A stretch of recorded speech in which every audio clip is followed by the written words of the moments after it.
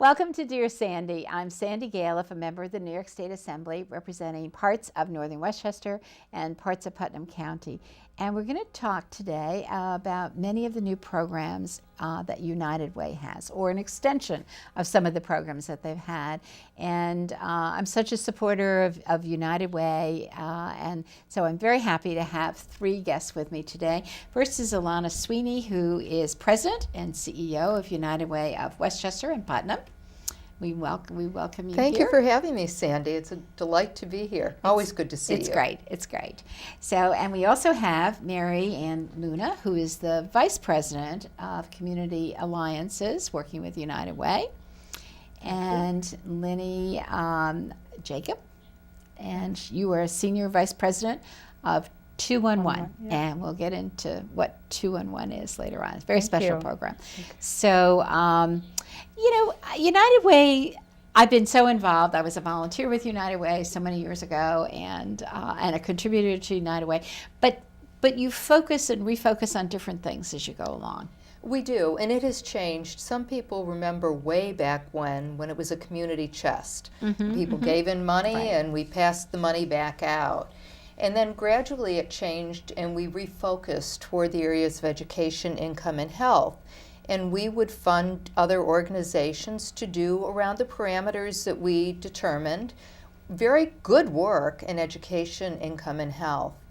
And then as we started to look at things, we decided that we could have more of an impact in the community by taking a look at outcomes throughout the community and seeing if by working together we could make real, lasting, measurable change in the community.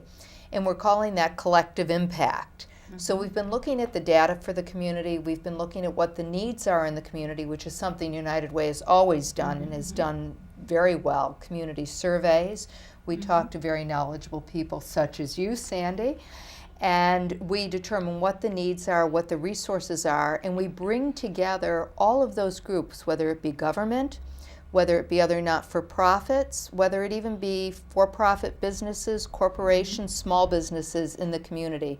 And what we're doing right now, we've had one forum, and we're going to be having another one in February, and bringing all of these groups together to try and focus our efforts on particular outcomes. So if you have education as one of your issues, then you try to look at all of the different groups that are involved in the education programs and to see where deficits are? Well, and even those that have not been involved in education. So, for example, you may run a large corporation, and it may be that you need employees who are able to work at the levels that you need in your corporation. So you have a vested interest in that education.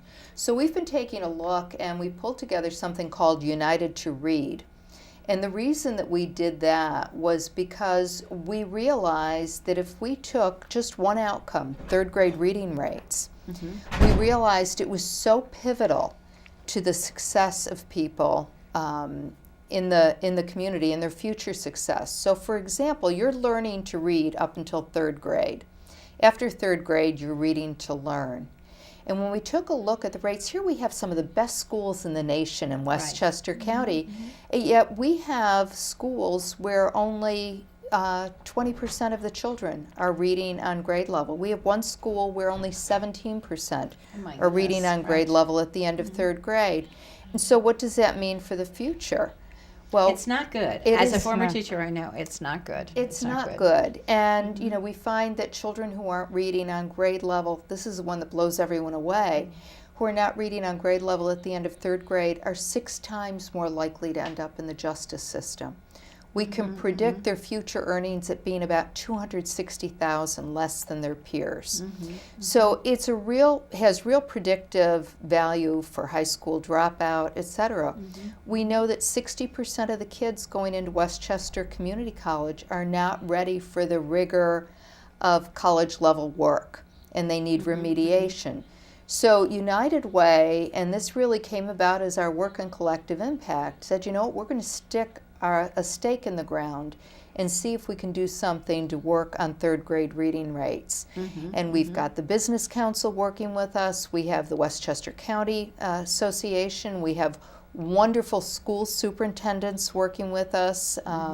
Many in your district who are real stars working with us. We have people, actually, we've had Dana from your district office, who is now going into a wonderful new position, working with us on, and we're hoping that by working together and focusing our resources, our knowledge, our skills, our expertise, that we're going to be able to change the paradigm for many, many children in this community. So going back to this, or elaborating on it, so one of the main things is at birth for parents to read to children, even though you don't know what those kids are thinking at the time. So if that's the case, it's important to read all the time to your children. How do you deal with that so that by third grade they are ready? Right, absolutely. And you hit on something that's very major, because what we found is that children who are going into kindergarten from low-income families are going to school having heard 30 million fewer words than their peers. 61% of low-income homes do not have one children's book in the home. So we're currently in the midst of doing a book drive, and it's not that parents don't care about their children. Parents, whether they be low income, absolutely, they care about their children. They want the best for their children. Many times they don't know that it's important to read to their children. So we're collecting books, we're distributing them in the community, we're working on parents to engage them. We will be getting to the point where we're putting volunteers in laundromats and places like that to model reading. And we'll be giving out books to low-income children and their families and giving the message that it's very, very important to read to their children. We know that low-income children, on average, are coming to school 2 years behind. That's before they get to kindergarten. Right, and it's so hard to catch up. It's so hard to catch up. Absolutely. Right. So that's a wonderful program. So if people, have books for their kids' age, you have books. You have places for people to gift. We will be collecting books. We'll be collecting them at our United Way office. If you would like to participate in our book drives, please just give a call. We'll arrange pickup or drop off, whatever works for you, because the important thing is that we get these books to the kids. We have volunteers who are making reading kits to go along with the books. We'll be doing that on Martin Luther King Day as well. We have one Girl Scout troop that has gathered together 3,000 books. Wow. Another little 8-year-old said she wanted to participate. She has her book club. They've collected about 200 books. So now what we need to do is get them all together, go through the books, make sure that there's nothing written in there that we don't want in there, and get them distributed, and to start to model those behaviors around reading. With our Women's Leadership Council, we have actually gone out into some of the libraries. We've done reading with the kids. We've both funded and participated in a Reading Buddies program down in Yonkers, and we need more of this in the community. And this is why we need everyone coming together around it. It's not just about what the United Way is doing, but what the community as a whole is doing. There are people out there who are listening today who probably have some ideas we haven't thought about, and we want to hear them, and we want them to help us to work together to help our community and get every child reading on grade level by the end of third grade. Right. Such a great goal. It's wonderful, because that may solve a lot of other problems, as you said, that we have down the line if we don't do it. Absolutely. And I think the other piece of it is we've been looking at the research. We know what works. We've been talking with some of the top reading scientists in the country, and in fact we will be bringing them to Westchester County to do a symposium on reading. And we know that the amount of coding, your phonics and that kind of thing, versus meaning actually makes a difference in the child's ability to read well by third grade. So we're taking that research. I used to be a second and third grade teacher. We just, taught phonics, but then phonics was out, and that's how to pronounce these letters. It's very hard actually in English because some don't follow the plan. We have a tough language. So you kind of coming back to that a little bit? Yeah, we're seeing a lot more phonics, and I guess what we've been finding from the research is it's that proportion of the phonics versus the meaning that really makes the difference. And even good teachers sometimes don't know. So if we can take what research is telling us and we can help apply that to the classroom, into the community, we know that we're going to do far better than what we're doing today. And we have a lot of smart people out there.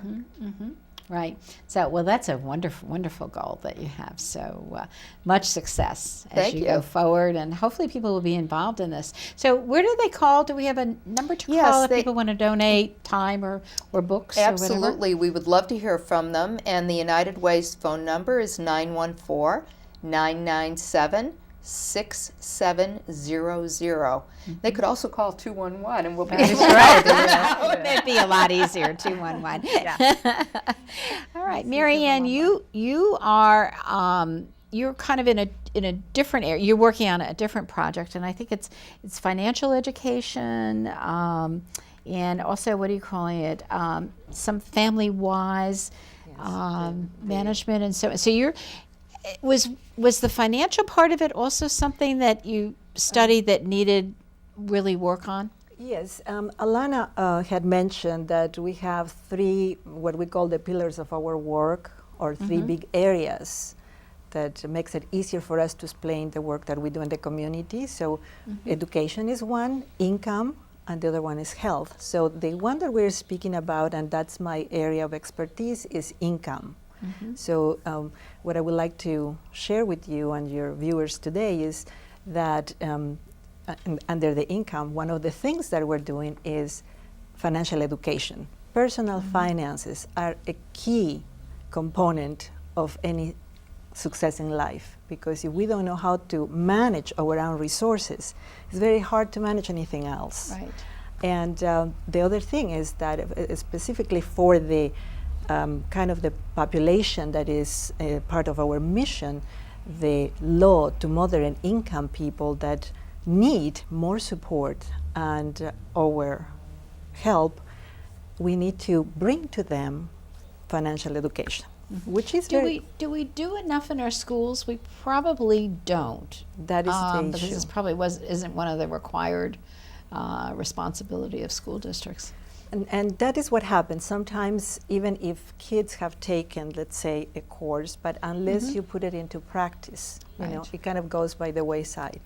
And what we're trying to affect is, it's almost like a movement, you know, that even if we go for 45 minutes or an hour to provide a workshop on financial education, it's not something that somebody's going to learn in that period of time. It is something that you have to kind of have that aha moment that you needed, that is part of something that's going to help you, and that you have to put it into practice, and you have to have the support. So what we have created is a kind of a comprehensive plan, so that the people that we are bringing this education can tap not only into the theory a little bit, because we actually call it a conversation also, because nobody wants to be lectured at in these kind of things. You know, So we what's the theory of money or finances? Let's say that, or you know, like what is personal finances? You know, how do you apply the planning skills, or how do you start a budget? People don't like to hear those things, especially when we go to youth or with moms that have children, and it's just, you know, their lives already are too complicated and busy, but they know that is important to them. So we have to have a conversation, and how knowing and learning a little bit more about these tools that are practical can help them not only in their day-by-day life, in their you know, how to make better use of their resources. That is the bottom line, you know, because managing what you have, even if you have little, then you're going to do better but later you do on. better with it, right? And so that's what I'm saying. You know, when we bring a workshop with the, you know, with those tools, it it's very hard to learn immediately in 45 minutes.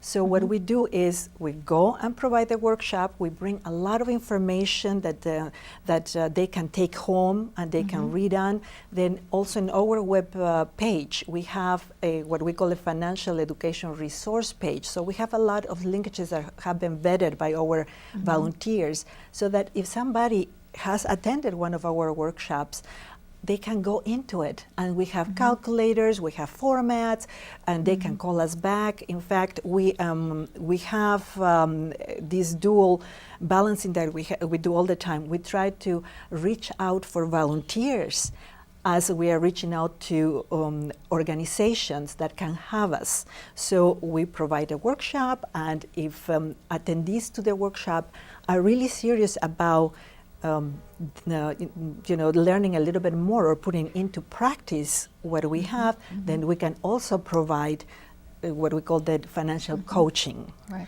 Now, does it start? Do you have young children in this at all? High school students? This is for adults. Adults, right. So it could be young adults, older adults. Yes, women Right. with children. Basically, what we are trying to accomplish here is to go to non-for-profits, basically do the training, the trainer for non-for-profit staff that can pass it along also to their clients. But the Right. workshops are for both staff and clients, so they can have that conversation after we leave. And part of it, I was assuming, I mean, for a while there were so many people that use their credit cards of, all levels of income too much. And so I would assume there's a lot of conversation about the interest rates and so on, about what you're paying to use these credit cards. Oh yes, we have created a curriculum. We have 8 different modules, from the very, very basic, how to start, how to open a checking account, Right, a savings account, the difference between a debit card, a credit card, a secure card. And also the one thing that is very important to impress is the good use of credit, and how the relationship of your credit scores have to do with the interest rates. Right. So it's a lot of things to talk about, and also saving for a rainy day. Right. Everybody has a rainy day, but if the savings are not there, that's when the people get into trouble. Right. And we have statistics that are startling, just to talk about people that are thinking of retiring. We know that 53% of Americans are not ready to retire. Financially. Because, and we see a lot of seniors coming back to the workforce because they don't have enough money to support themselves. So what we're trying to do again is this comprehensive thing. We want a community of personal finances learners that we're we're motivating each other to really be responsible for ourselves, responsible for the children that are coming up. Now the youth is another big issue you had asked. We're right now trying to design workshops for the youth because they're coming out of college already with a big burden on their shoulders. And how can we lessen that? Life is very tough right now. I mean, living in these areas especially is very expensive. But how do we learn how to cope with all that in a responsible way and make headway? Because the bottom line is reaching for financial stability. Reaching for financial independence, if that is possible. Right. So we have to start and we have to address the root causes. We have to address, instead of putting Band-Aids and just giving a person the help for today. That's, I'm going to touch on to another initiative that we have that is called Teach Me to Fish. Instead of giving a person just a fish for today, let's teach them how to fish, and this is one of the things. Personal finances. And also train them into how to get a job. And the personal finances will also help them to have better skills. Right. Because if they're responsible, Right. then you can trust them. Where do you take the workshops? How do people know about the workshops? We go right to non-for-profits. We've been working with just about anybody who opens their doors for our volunteers and for us to bring the workshop. And if they give us 45 minutes to an hour, and it can be the whole week, it can be a conference room, it can be any place.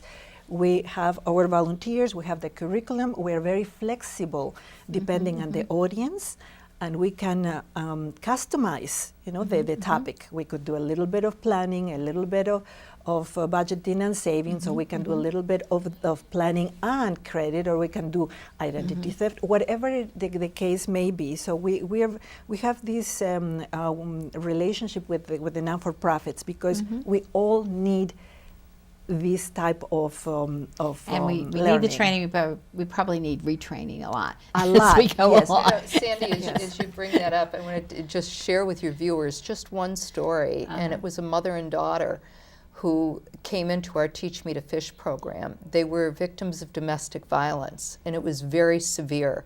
So severe that they had to change their identities and come here. They had no skills. Neither one of them had skills. And they went into our Teach Me to Fish program. They were given skills to become health care aides. Women from our Women's Leadership Council volunteered. They helped them with resume writing. They helped them with how to dress for an interview. They practiced for it as well. And now these two women are working. They're self-sufficient. They're able to support themselves. That's great. And now Marianne and her through her programs is helping them to learn how to manage their money. Right. So it's a continuum. It is a Absolutely. continuum. That's why I Right. keep saying, we try to do it comprehensively because you can't, put a Band-Aid here and not address the other Right. needs. Right. So The thing I know from my office is people come in with one problem, but there are a lot of different issues. Yes, It's yes. trying to coordinate all of Absolutely. this. So. And I must say in my office, I often tell people to call 211. Thank you. So, Lenny, I know you're with 211, but maybe what we can do is I think there's a very quick video to talk about what 211 does. And so maybe if we could put that on now, and then we'll get back to hearing from you as the coordinator there. Okay? If you need help and don't know where to turn, you can dial 211 and speak to one of our trained call specialists who will connect you to services. 211 gets all kinds of calls. Lots of calls for food, I don't have any money left for food. My kids are hungry. and we get many calls for housing. The landlord wants us out, but I don't know where we're going. All kinds of people call us. Older people, My mother is home alone all day, and I'm so worried about her. younger people, My parents fight so much. veterans, Since I came back, I haven't had real good luck holding a job. parents, I found a bag of pills in her room. and people in pain. I can't afford to go to the doctor. We are here 365 days a year. Rain, sleet, sunshine, and even during a hurricane. My area is being evacuated, and I have a pet. Where can we go? You don't need to be in a crisis to call us. We even answer recycling questions. We'll find answers for you, connect you to food, housing, care for aging parents, counseling, job training and support, drug rehabilitation, medical help, a place to wait out the storm, even with a pet. Call us. We're here for you. Hello, thank you for calling United Way's 211 helpline. How can I help you? That's a wonderful video. So many of us know about 911. So we have an emergency, we call 911, and that's to get to the police and so on. So now we have to have people think about 211. Lenny, what kind of, I think the video said the type of calls that you get, but what type of calls do you get? Have you been at the other end of some of these? Sure. We get calls from basic needs. Sometimes people are looking for a food assistance. What happened, when a person dialed 211 is once they've reached the specialist, they do the assessment piece. Once they start talking to them, they may identify, okay, how long you been out for food? That leads into other type of needs. Maybe they were out without job for maybe a couple of months. That is the reason. So the assessing piece is going to help us to identify from one need to the second need to the third need. The staff do the assessment piece first, then we will help them to focus on the priority, like whether it's a food assistance. Then we look in the database to see the closest referral for the agencies. We tend to give normally 3 referrals per per need. If we are focusing on food assistance, we give the nearest 3 food referrals. Then if they're looking for job assistance, we look for the nearest job placement. That is, so the people that are, you have volunteers that answer the phone. We have paid staff. You We have have paid staff for the yes. 211. They go through 6 weeks of training, and we do follow AIR standard. So before we put them on phone, they go through extensive training to do the assessment phase. The basic thing is they are not reading off of a script. Right. First, when they start talking to the person, then they identify the need. Then they look for the services and finally connect them with the services they're looking for. We basically have all kinds of services in Westchester and Putnam, right? Yes. We have, if we check our database, we will have over 25,000 programs and services. Oh my We goodness. have rich resources in the county. And the piece is, people don't know about 211. We want people to know that there is a free service out there. If you don't need a service, if your friend is looking for services, if your family member is looking for services, for example, if children looking services for their mom, I want someone to call my mom once a day and check to see whether she's doing okay. We have wealth of resources in the database, and we do have a staff maintaining that information. It's not, when I talk about the database, it's not a data entry, it is a data maintenance. And we get proactively call from agencies, more than even individuals looking for services. Agencies are using our database to provide information for their clients. Well, just as I do, often, we have to figure out when people call us and have needs, and you say, ask them when they call with one question, but they probably have others, so it's very similar. But we don't always know all the different, because, we haven't done all that research that you would have of knowing exactly where to lead people to. Absolutely. 211, when I talk about 211, I just feel it as, once the person connected with the 211, it can make a difference in one's life by providing the right resources they are looking for. Maybe sometimes, they just want to talk. If they're looking for food services, it is a crisis for them. Just talking to them, maybe connecting with the soup kitchen, what is the immediate need, talking, having that human touch. That's what 211 does. And, there are a lot of people that don't have that other person to call in their family. Sure. That's what we all learn. So I think it's fantastic what you're doing. And I know Alana comes to Albany or reaches out to us to try to get additional funding to have it actually on a statewide basis and to enhance what you do locally. Absolutely. And you asked about volunteers. When we have a disaster, we immediately become 24/7, and we do have volunteers that help us at that point. So it's always good to have trained volunteers. So Superstorm Sandy, you got certainly it. had a lot of business. And it helps us to be able to determine where the needs are in the community. Well, that's great. I just want to thank you so very much for coming and talking about what United Way is doing, some of the newer programs and the ones you're expanding, and how you try to pull together all that information about what the needs are. Thank you, Sandy. It really is a great help. And if people turn off and they remember one thing, call 211 for your health and human service needs. And it's your United Way here for you. Right. It's great. Thank you all Thanks very much, and continue your good work with all the people that are in our counties that need you. So I thank you very much. If you have any questions at all about what we've been discussing with United Way or anything else, just give me a call at my office, 914-941-1111. Thank you so very much for watching. Have a good evening.